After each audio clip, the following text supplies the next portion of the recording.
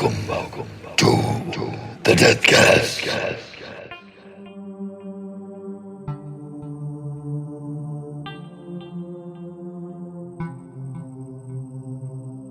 Officer Gene Romers of the Northport Village Police Department walked through the thick, dense forest of the area known as Aztecia Woods, his head on a constant swivel. Fanned out around him in the forest were other members of law enforcement, each of them bent on the task at hand. Romers paused occasionally, knocking clumps of wet soil from his feet. It had been raining the last few days and the ground was nearly saturated. I hope this isn't a wild goose chase, the officer thought, not for the first time. He'd been thinking it quite often over the last few days, ever since the phone call had come in saying that there was a body in the woods. This was his third trip to the area, with the last two having ended in failure. Like many of those who had gathered there today, he was becoming frustrated and had begun to suspect that there was no body at all. Then a voice cut through the stillness, calling to him. One of the cadaver dogs they had brought had found something. Romer rushed to the officer. The dog was pulling at something in the ground, tearing at it with its teeth. Romer shoved the animal aside and gazed in wide-eyed horror at what the dog had been playing with. It appeared to be a human scalp. Dear God, he thought, she had been telling the truth.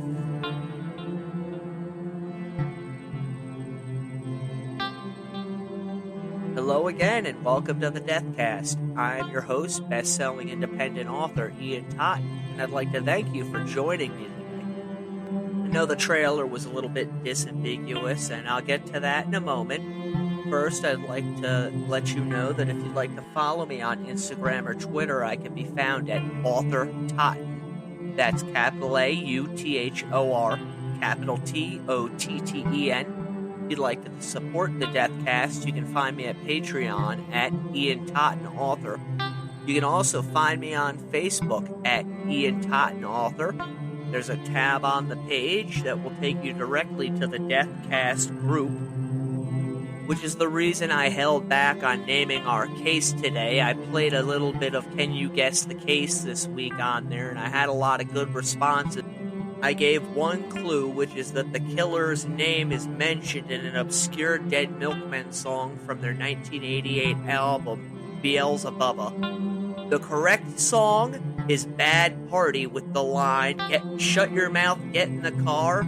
Ricky Kasso wants to drive. When we get there, we'll say we love Satan, because Ricky always thinks it's funny." And that's who we're going to be covering today, the Acid King himself, Ricky Kasso. If you don't know anything about this case, I'll start off by letting you know it was part of the moral Satanic Panic that was taking place in the 1980s. Ricky's case actually predates much of what would happen later in the decade, as it took place in 1984, and some see it as one of many crimes that kicked off the Satanic Panic. That being said, I invite you to get yourself your favorite beverage. I've got my coffee and cigarettes. Kick back, relax, and let's go into the crypt. The murder of Gary Lowers, which took place in Northport, New York, really began for police on the afternoon of July 1st, 1984, when they received a mysterious phone call from a woman stating that a body had been found behind Gunther's tap room. And initially, the officer who received the call thought it might have been a prank, because things like murder simply didn't happen in their small town. Yes, they had their fair share of break-ins and robberies and drugs, but more heinous crimes were pretty hard to come by. Even still, the officer knew that he had to follow through on it, even if it was just a prank phone call, because if it turned out there really was something there and somebody else found it, he could probably get in trouble. So this officer, whose name was Springsteen, called Officer Gene Romer and let him know about it and asked if he'd like to come in on his day off and help him inspect the area. Romer agreed, and the two men met over behind the tavern and searched the woods. This was a pretty brief inspection of the area since it was getting late and they didn't find anything, but they agreed to meet back up the next day and do a more thorough search. Before they had a chance to head out the next day, they got a phone call from a Catholic girls' school in Dix Hills. The head nun informed them that one of her students said she had seen a body in Northport that weekend, and she even gave a name to the body, that of Gary Lowers, as well as a specific place of the murder/burial, which was Aztecia Woods. Romer, who had been placed in charge of the investigation, decided the first thing he needed to do was to go over to the Lauer family home and see if there was any truth to the students' claims. When they got to the home, they found that Lauer's mother, Yvonne, could only speak with them out on the front lawn. This was because their son, Gary, who was a known drug addict in the area, had upset his father to the point that his name was not even allowed to be mentioned within the house. Yvonne informed the officers that it wasn't uncommon for her son Gary to go missing for 2 to 3 weeks at a time and that she had not seen him in a few weeks. Romer was able to convince Yvonne to fill out a missing persons report, which allowed them formally to begin an investigation as to the whereabouts of Gary Lauer. After this, Officer Romer headed to the Catholic girls' school and spoke with the student who claimed to have seen the body, a young girl by the name of Jean Wells. Now, the young girl, who was 15 at the time, her parents were waiting at the school for her, and when the police showed up to speak with her, they immediately assumed that she had done something wrong, and it took Romer a few moments to convince them that no, she hadn't done anything wrong. He had to question her in regards to a case. The officer then began questioning Wells as to when she saw the body, and from what she told the officers, it quickly became apparent that she hadn't seen it herself. She had been in Northport the previous day to go to the movies and hang out with one of her friends. Her friend had brought her boyfriend with her, a young man named Jimmy Troiano, whom Jean claimed to be frightened of, as he was known around town as a tough guy who dabbled in drug dealing and burglaries. Troiano's face was also marked with a large scar, which earned him the nickname Drac, which was short for Dracula, and this too played into the image of a tough guy and further scared the young woman. After meeting up with her friend, Jean stated she asked them if they had seen her friend Ricky, whom she had not seen since leaving for boarding school. The Ricky she mentioned is, of course, Ricky Kasso, who is the star of our show this week. Ricky and Jimmy were best friends. Jimmy then went on to state that Ricky had just killed someone, and it took him a moment to remember the person's name. He threw out the first name, Gary, and Jean immediately knew whom he meant, Gary Lauer.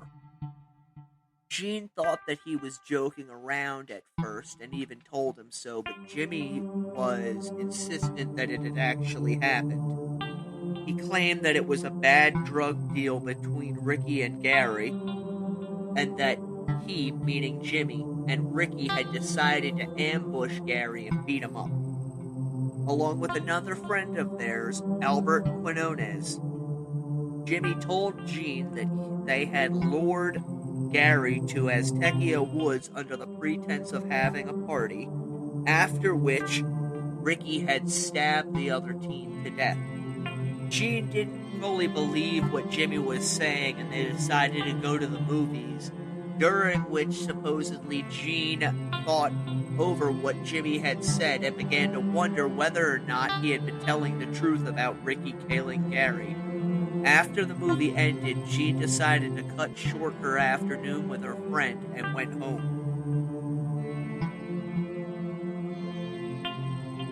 And went to a neighbor's house from where she called the Lauer home. She quickly learned from Gary's mother, Yvonne, that she had not seen her son in over 2 weeks, after which Jean hung up and called the police department. This was the phone call that Officer Springfield had received the previous afternoon in claiming to have seen a body out behind the tavern. Jean even offered to take a lie detector test, which to Officer Romer was good enough, and he believed what the girl was telling him.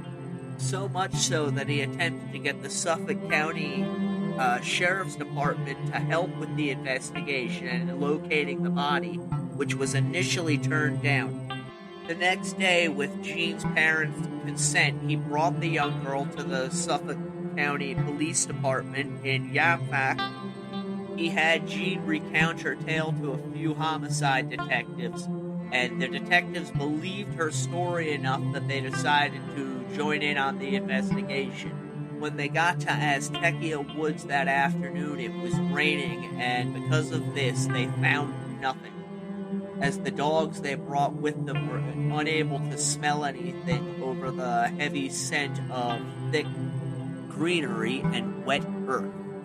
The next day was more conducive to conducting a search as the rain had let up during the evening. They set out early that morning to search the woods with the cadaver dogs, and very quickly found what they were looking for when one of the dogs started pulling on the scalp that was sticking up from beneath the ground. The Suffolk County Crime Lab came out along with photographers and videographers, and it was pretty quick that the body was exhumed from the ground, as Lauer's was only lying about an inch or so beneath the surface.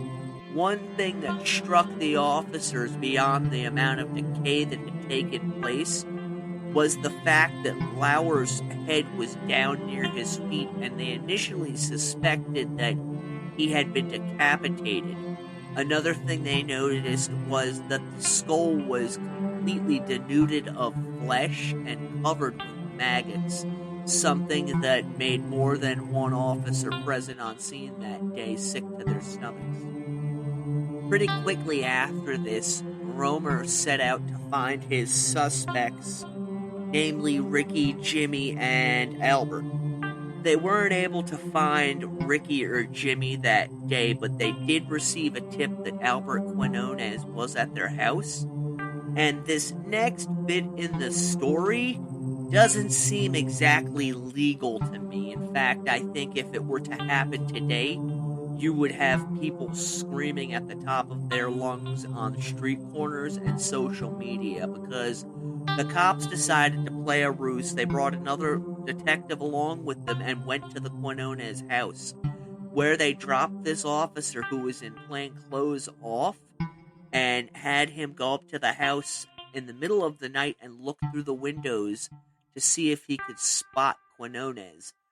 Quinones' sister and her boyfriend saw the officer and gave chase. Now, this officer eventually met back up with Romer, and they headed back to the police department because a phone call had come in of a prowler at the Quinones house. Upon returning to the station, they had the officer change back into his uniform, and Romer, a detective from the Suffolk County Police Department named McCready, and this officer decided to head back over to the house. And this is where it really gets kind of funky as far as what they did. They convinced Quinones' sister, her boyfriend, and Albert, who had by this point joined them, to get into the car with them, and they drove around the neighborhood looking for this prowler. Now, the cops had gotten another car to go to the area, an unmarked police car that held two officers who weren't in uniform inside it, and upon pointing this out to the young woman and her boyfriend, they convinced her it might be a good idea if she were to get out while they went and investigated. This left Albert in the back of their car, and the officers drove up to this unmarked police car, at which point the two officers in plainclothes jumped out of their car, grabbed Albert Quinones, and dragged him into the back seat of their car. I'm sorry, I understand they're trying to solve a murder investigation, but that's straight kidnapping right there. If you or I did this to somebody, we'd be looking at a real long prison sentence, and I kind of find it odd that this was allowed to stand in court, this kind of underhanded tactics in order to get their hands on a suspect. More so when they did not have a warrant to do so. And I can only imagine what was going through Quinones' sister's mind as well as the mind of her boyfriend as this other car took off and headed to the Suffolk County Police headquarters, which incidentally was almost an hour drive away from where the Quinones family lived. For his part, Quinones refused to cooperate with police, refused to answer any of their questions, and after 2 straight hours they gave up and released him. It's a wonder that there wasn't a lawsuit involved in this.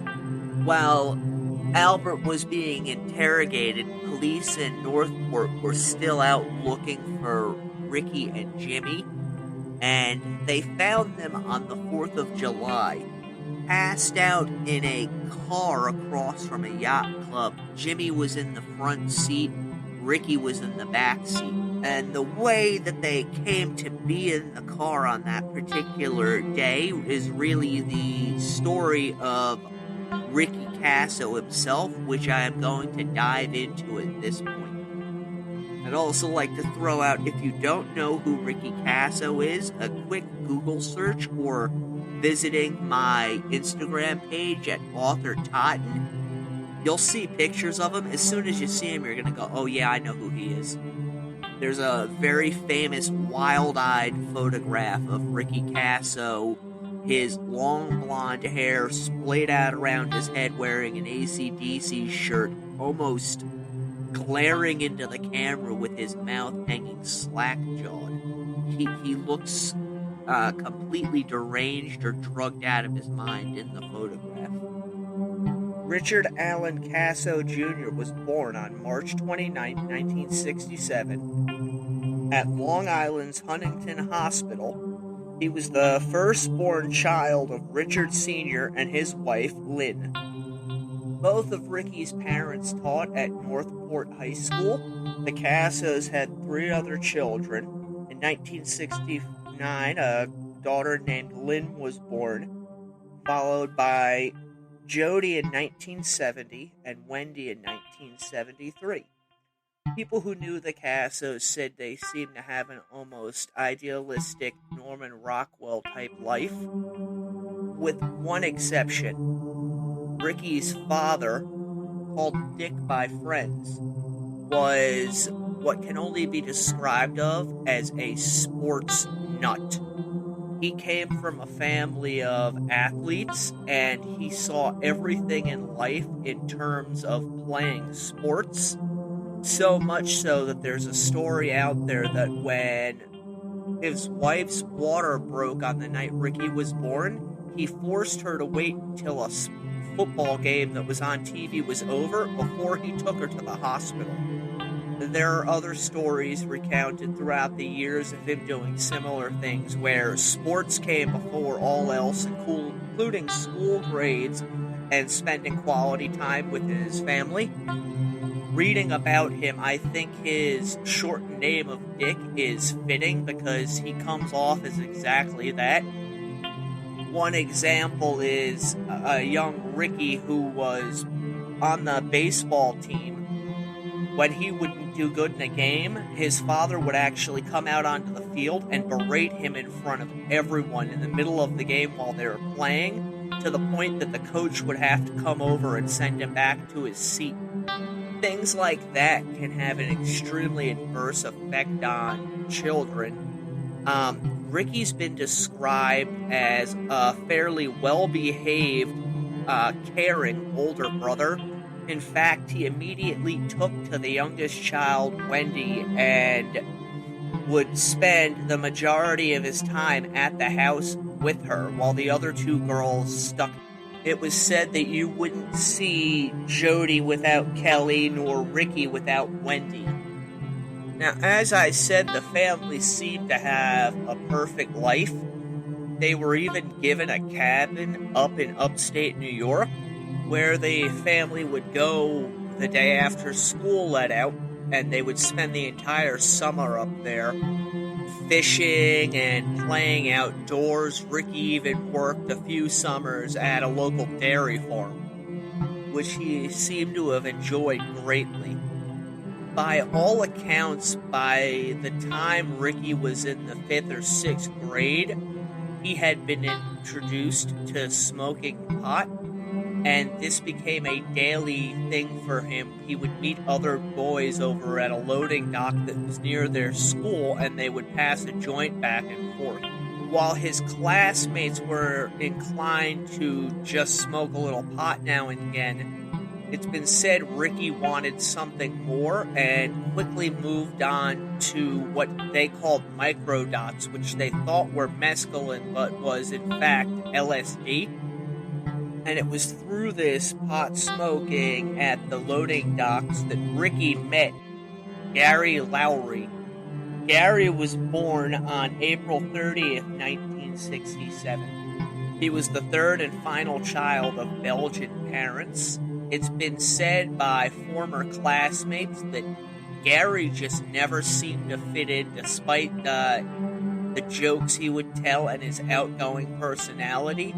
He was constantly taunted and picked on by bullies, and that by the time he reached high school, this taunting had turned to physical violence where students would gang up and beat Gary, oftentimes with the encouragement of teachers. Remember, this was a much different time, and back then, bullying wasn't looked down on as it is today. Teachers in schools would actively participate in fights by going and watching them, sometimes even placing bets on the fights. So it's pretty safe to assume that Gary's existence was fairly miserable as far as school was concerned. He, much like Ricky, soon turned to drugs, noticing the boys over by the loading docks near the school passing a joint, and he readily joined in. There's some conjecture as to whether or not Ricky and Gary were friendly at this point, while others insist that Ricky was in fact one of Gary's tormentors. In any event, the two boys were well acquainted with each other due to their drug use. As I stated earlier, Ricky was enthralled by drug use and drug culture, and he eventually began committing petty crimes in order to fuel his habits. The first known case of this is when he broke into a church and stole the Sunday collection plate. Naturally, being as young as he was at the time, Ricky was unable to keep his mouth shut and told anyone within his peer group that would listen of his deed. The following year, he decided to up the ante. Their local newspaper would report when families were going out of town and how long they would be gone, something that today would never go over. But at any rate, they used this local newspaper to scope out houses that were going to be empty, and Ricky and a group of other boys burglarized the house. They were caught and arrested.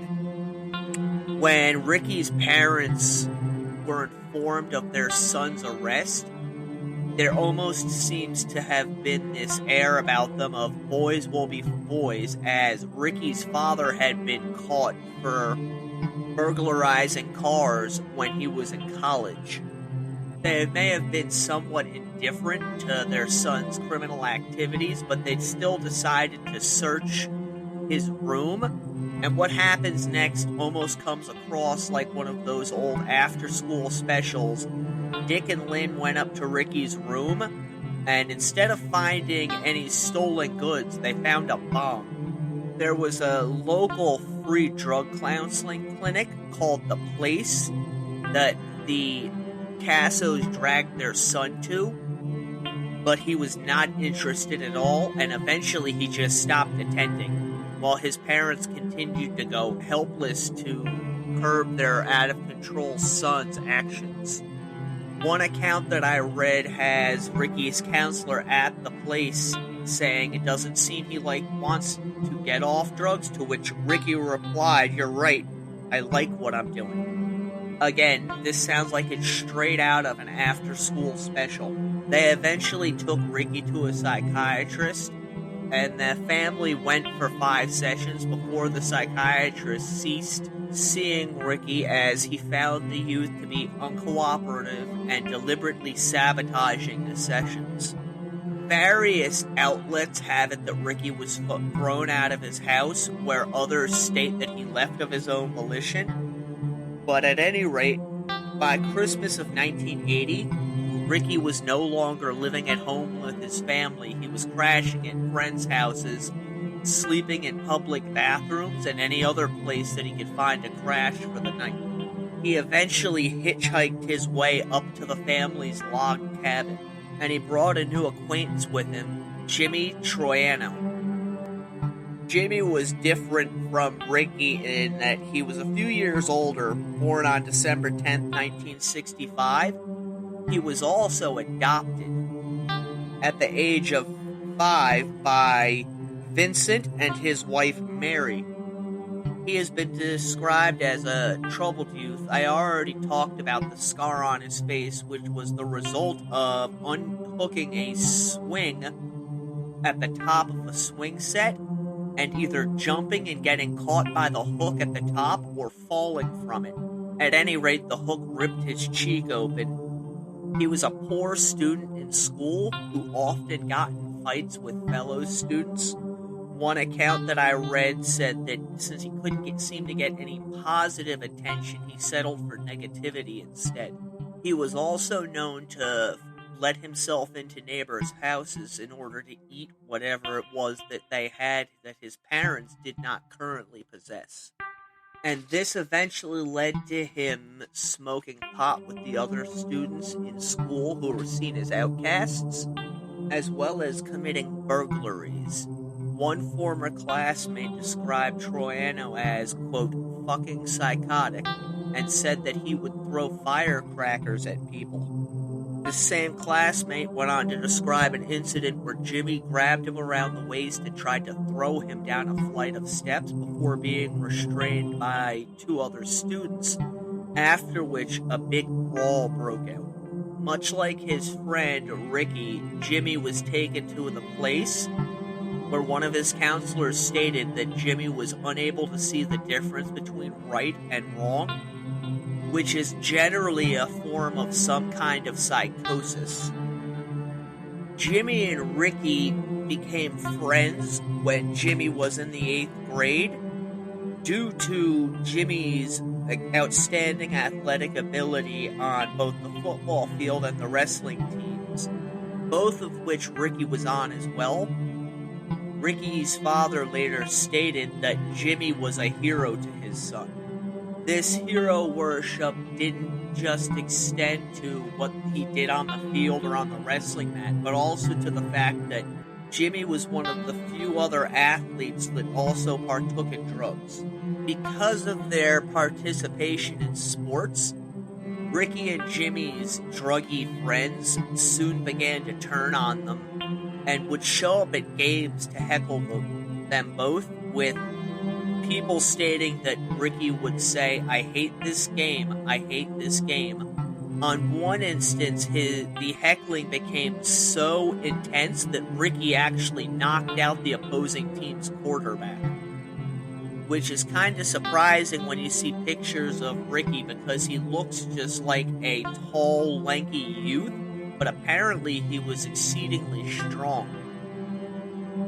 Both boys' athletic abilities soon began to suffer from their constant drug use. fights with the family's academic and peer pressure, and it's been stated that this is what eventually led the two youths to run away to the Casso family's log cabin in 1980.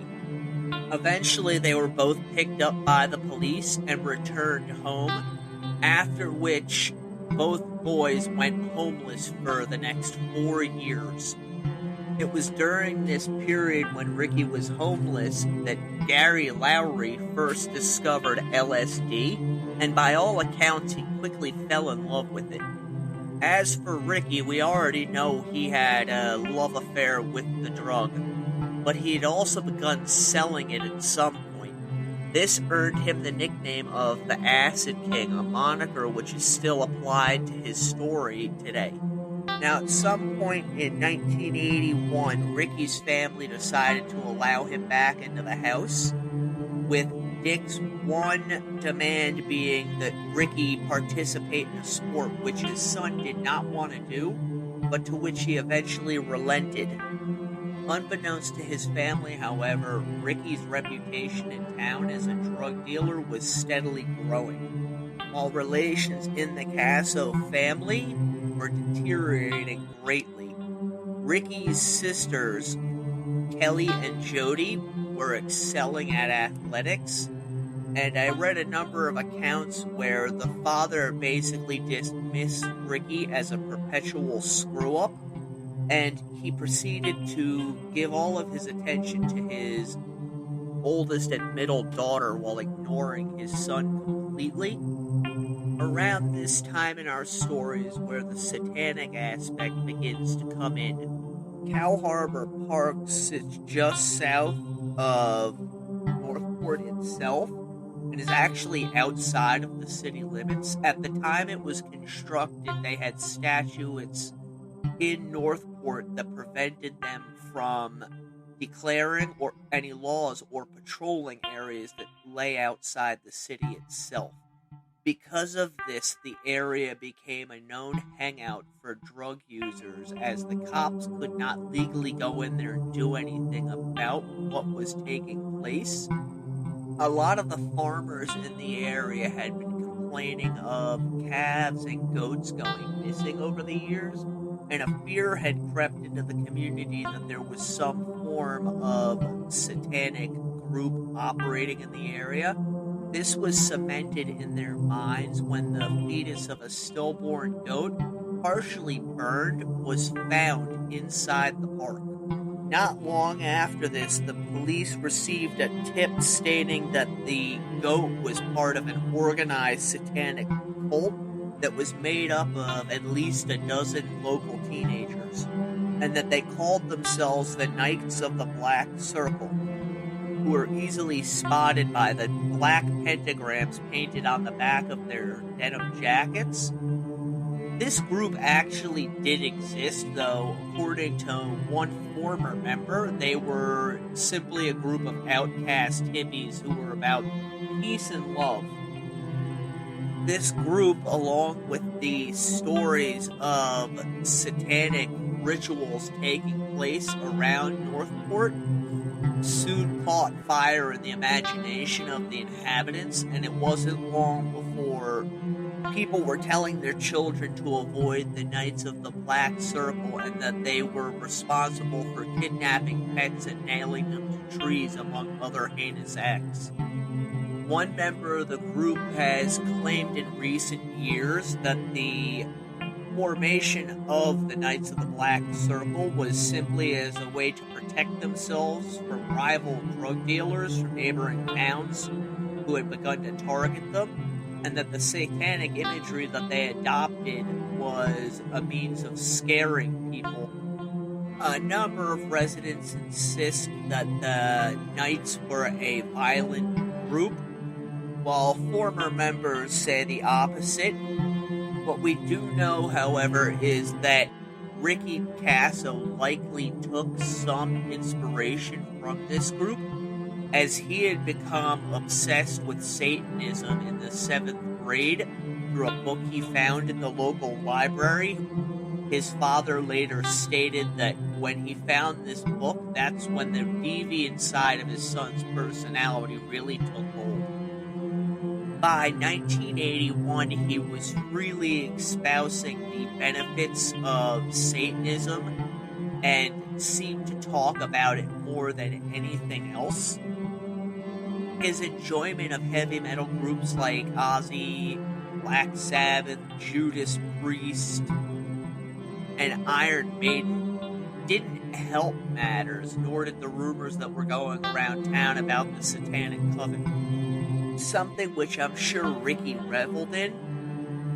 While he was hanging out in the park during this point, there was another group that was there who called themselves the New Park Kids.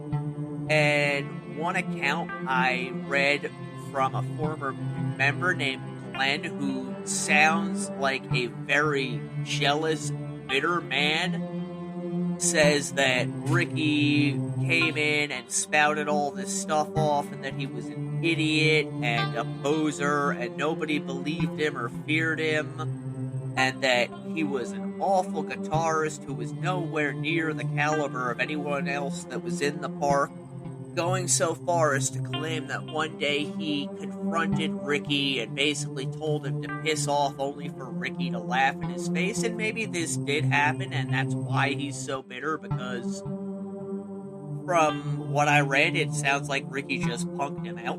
And there could have been a level of fear there, as Ricky was known as a fighter. He was suspended that school year 5 times for getting in fist fights, to the point that he was eventually expelled.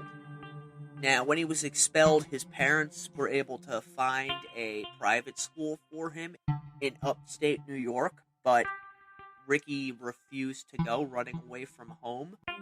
Somehow he was able to get back into the house for a short period of time, but as in the past, it would not last. Ricky continued to spend the majority of his time in the park, as well as a new haunt to him, the Aztecia Woods, which sported what many people described as either an old, crumbled down chapel or an uncompleted chapel. In any event, Ricky pretty much began living in the woods when he wasn't at his parents' home. And that living at his parents' home quickly came to an end when his father confronted him about his drug dealing. One neighbor later stated that everything that happened in Ricky's life was a direct result of the way Nick Casso treated his children. He went further and said that if Ricky missed a football practice, his dad would beat him in the front yard with a broomstick in front of the entire neighborhood. So it's no surprise that when Ricky's dad confronted him and said he didn't want him around any longer, Ricky simply took off. And this seems to have precipitated Ricky's final downward spiral. It was around this time that Ricky met an Army veteran by the name of Pat Toussaint, who was a heroin addict as well as very interested in the occult. He is said to have fed Ricky's interest in Satanism, as well as turning him onto harder drugs like Librium. Ricky's Satanism greatly deepened at this point. There are stories of him tormenting people around town with his views. There's even a tale of him writing a message about Satan, which he spelled Satin, in a sidewalk in Northport that still exists to this day. People have said that Ricky would also walk around town supposedly speaking Latin, although others suspect that he may have been trying to teach himself to speak backwards, something that Aleister Crowley advocated.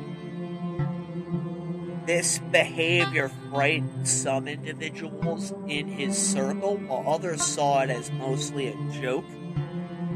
The people in Ricky's circle saw him spiraling and were able to eventually convince him to go back to the place where he met a kind of hippie counselor who Ricky apparently took a liking to, so much so, in fact, that he eventually began going there every single day just to speak to the man. This did not, however, temper Ricky's drug use or his interest in Satanism.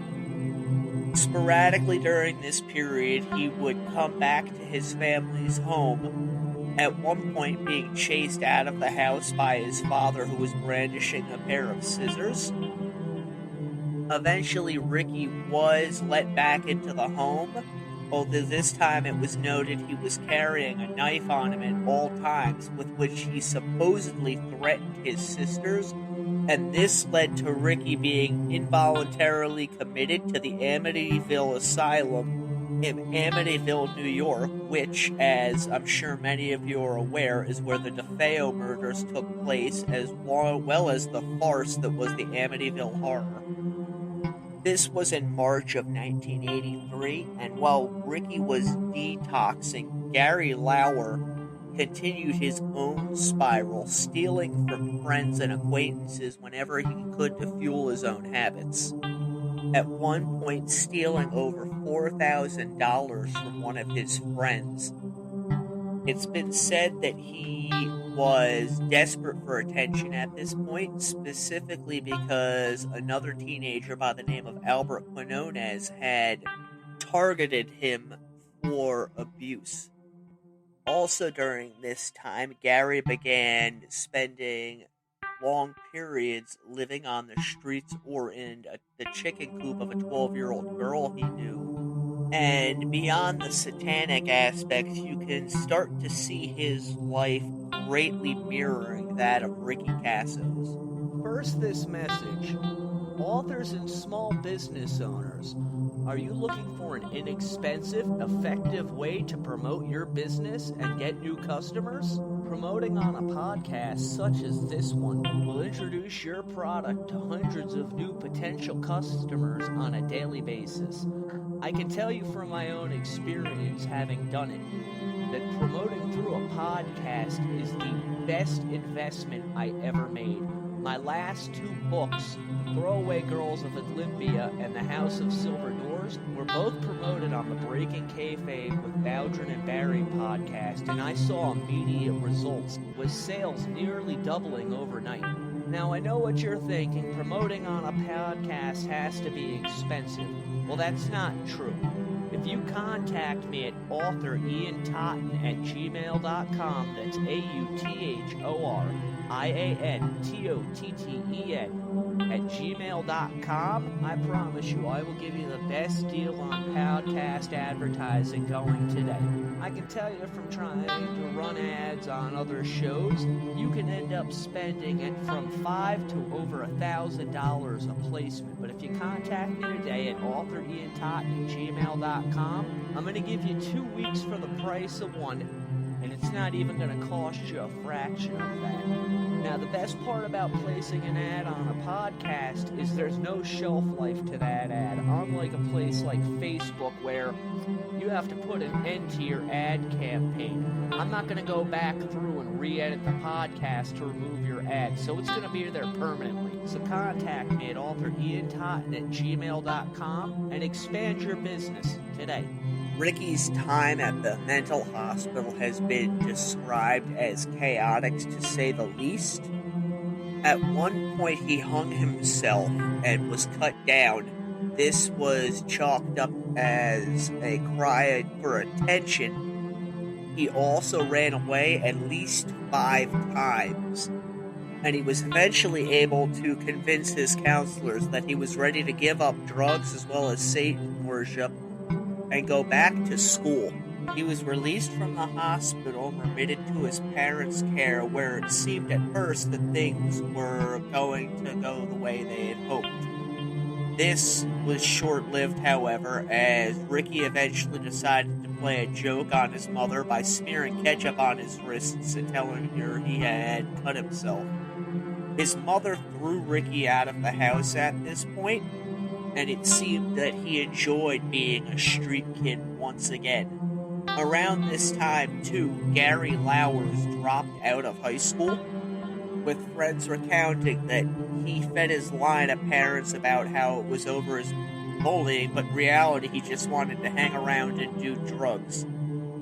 Ricky and Jimmy were somehow able to rent an apartment, and this was short-lived as well. When Jimmy was popped on probation after driving down to Florida to pick up a load of drugs, Ricky kicked around for a while after that, spending time in a clubhouse behind one girl's home before returning home just in time to join his family on one last summer vacation. While Ricky was upstate, Gary got himself into some trouble with the law by threatening two young boys with a pellet gun and claiming to be a police officer. He was eventually arrested for this and given a year of probation, and around this same time, his propensity for violence started to grow immeasurably, with people often recounting how he would seemingly snap at random and attack friends. As for Ricky, two of his friends had recently robbed a grave and stolen the hand of one of the men, as well as purportedly his skull, and this fascinated Ricky. This event seems to have fueled Ricky's dark desires and his thoughts of death. Further pushing this was the fact that Ricky became hooked on angel dust around this time and would often go into the South Bronx to purchase large quantities to use as well as sell. Gary Lauer, who desperately wanted to fit in and be accepted, began to dabble in angel dust around this time, as well as take an interest in the occult, and it's believed that this is what really led him into Ricky Kasso's sphere. They would often go to a local graveyard where Ricky would discuss desecrating the graves and stealing from them. He also began asking people where he could get a human skull, as he had it in his mind that he would go to the Amityville Horror House on one of the Satanic holidays to do a ritual, but that he needed this skull in order to go. I found conflicting reports, but it does seem that there were some grave robberies reported in the area around this time. One thing is for certain, however, and that's that the events that would lead to Gary Lauer's death began in April of 1984, when Ricky Kasso was at a party and passed out from his PCP use, and Gary got it into his head that it would be a good idea to rob his friend of 10 bags. He used some of the drugs later at a friend's house before giving away 4 of the bags. The next morning, however, he encountered Ricky in a parking lot, at which point he beat Gary and retrieved the remaining bags. He told Gary that he had 2 weeks to repay him or else.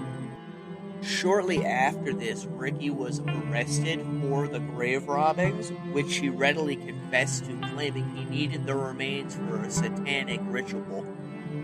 Although no evidence was found that anything had actually been taken, and Ricky was charged with violating a public health order. On Monday, April 30th, 1984, Ricky and his friend Pat, the Vietnam veteran who was into the occult, traveled to the Amityville Horror House to celebrate Walpurgis Night. Not long after this, Ricky had a short stint in a hospital due to the hallucinations he was experiencing from both his satanic beliefs and his habitual drug use. Once he was out, he stayed at home briefly before heading back out into the streets.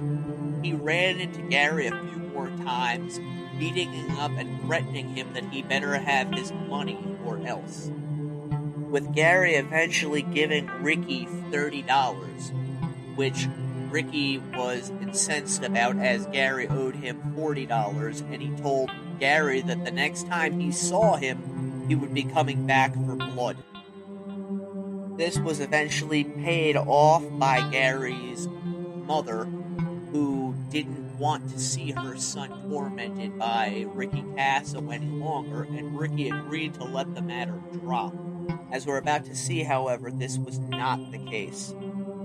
It's been reported at this time that Ricky was suffering from extreme mood swings, at times being calm and gentle, at other times aggressive and violent, taking a baseball bat to various things in the park where he hung out. And a large portion of this can be attributed to his belief in Satanism as well as his drug use. He was also harboring a deep-seated resentment against Gary that very shortly was going to spill out in a rage.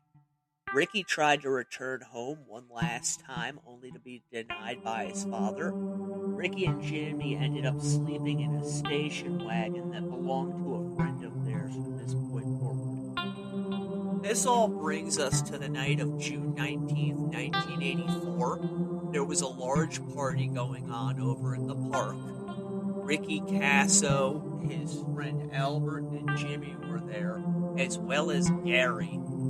And by all accounts, Ricky and his friends were completely messed up on PCP and acid. Somehow, Ricky convinced Gary that everything was square between them and asked him if he wanted to come party with them out in the woods. Gary agreed, and Ricky borrowed a boombox from one of the people that was present at the party.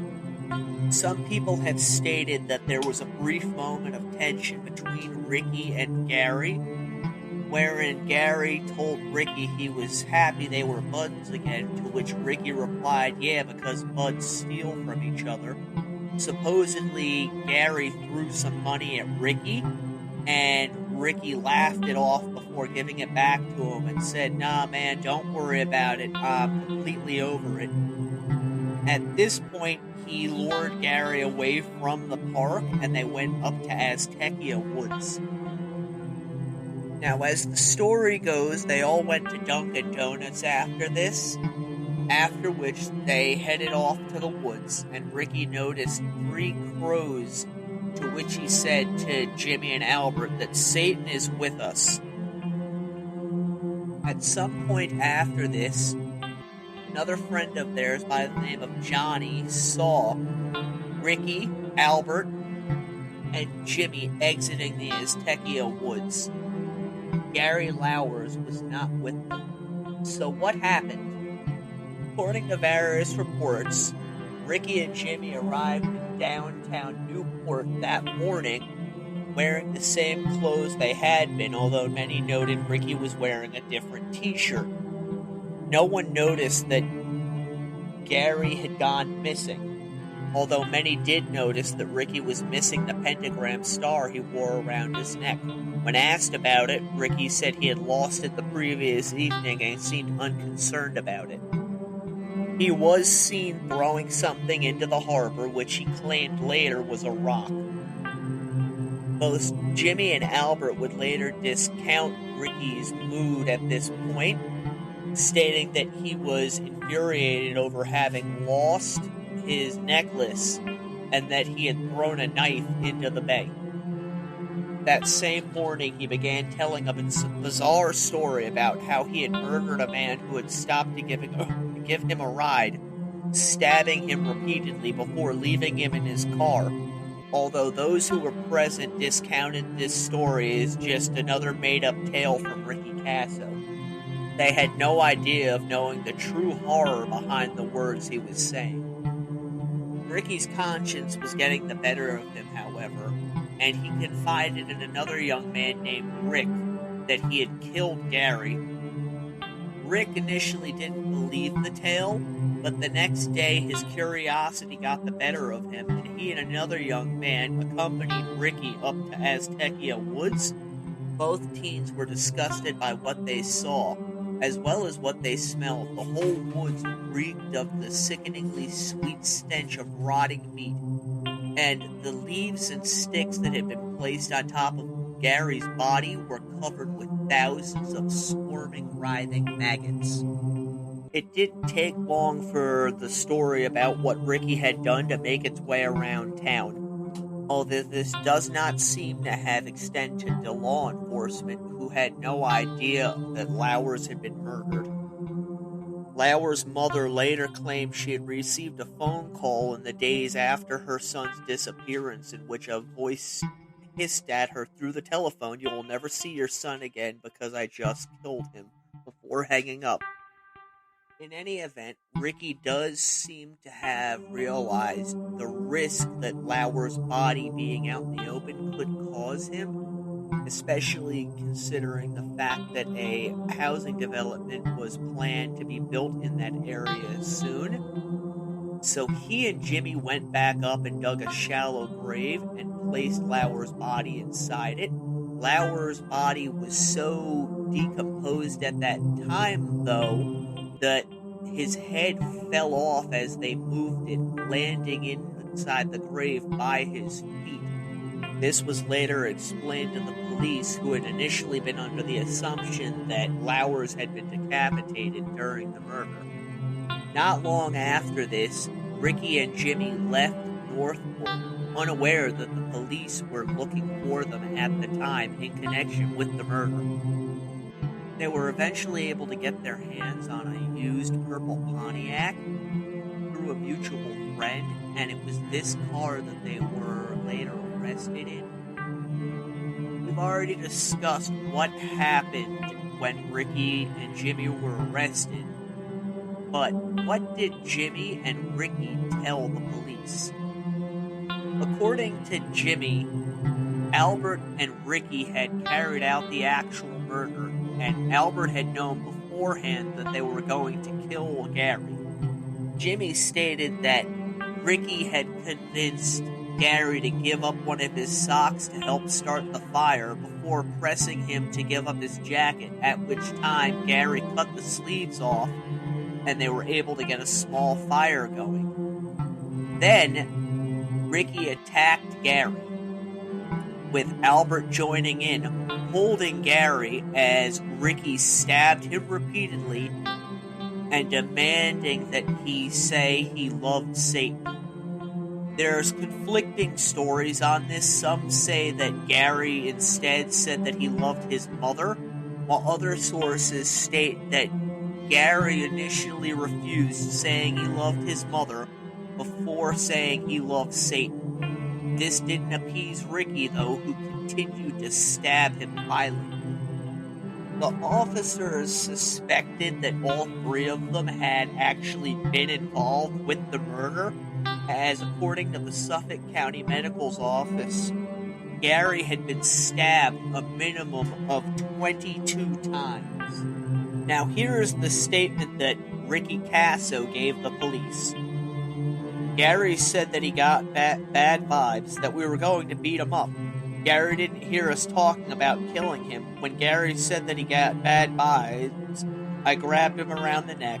Gary said he'd fight me one-on-one as long as Jimmy and Albert didn't jump in. I said okay, and then bit him on the neck. We were wrestling around on the ground, and I made Gary say, I love you, Satan. I was holding him on the ground, and Jimmy kicked him in the ribs. I bit him on the ear. I looked up at Jimmy, and Jimmy told me to cut his throat.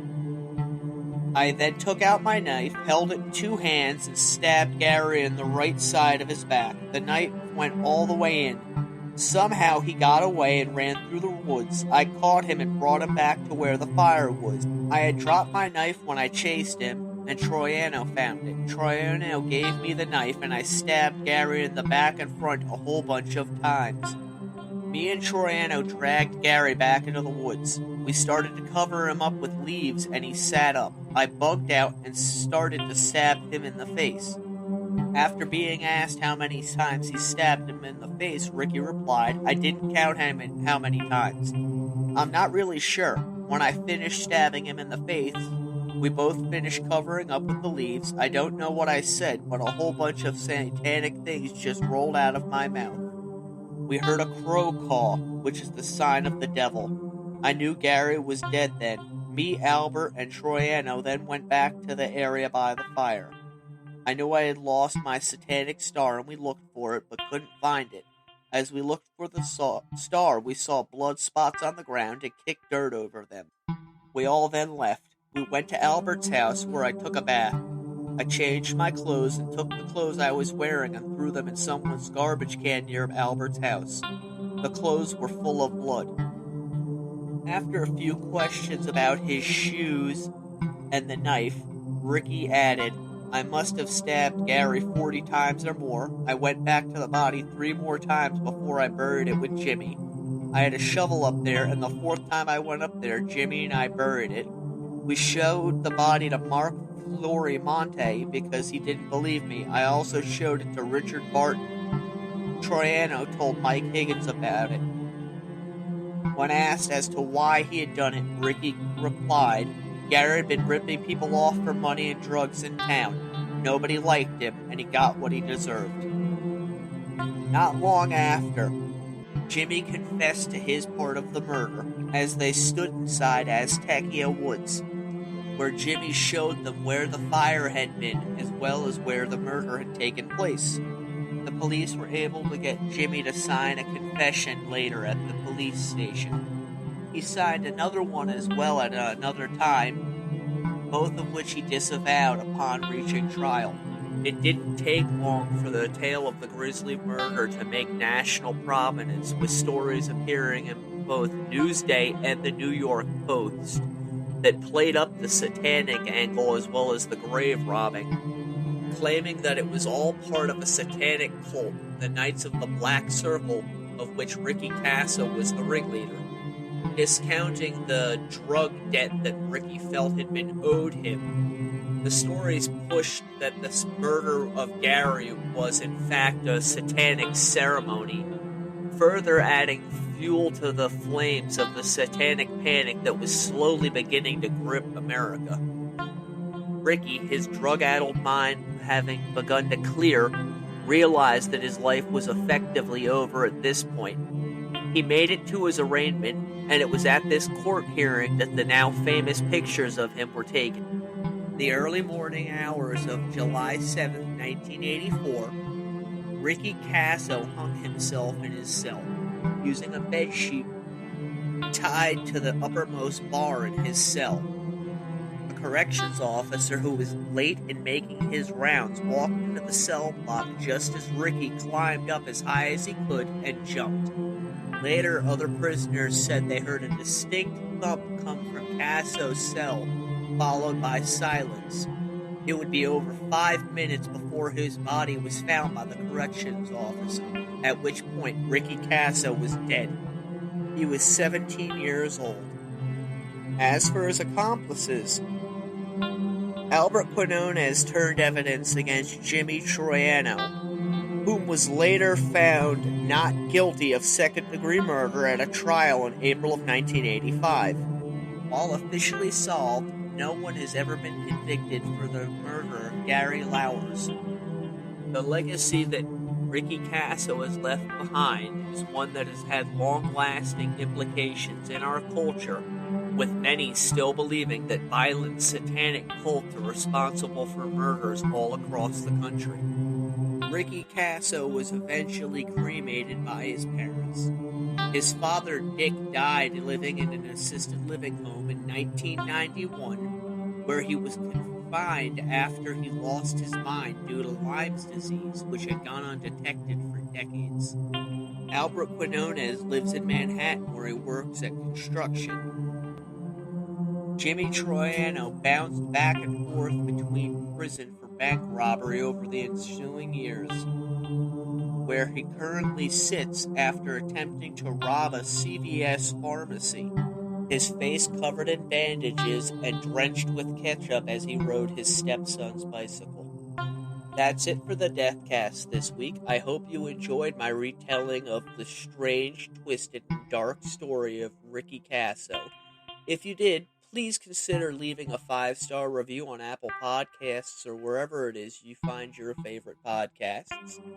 Until next week, stay morbid.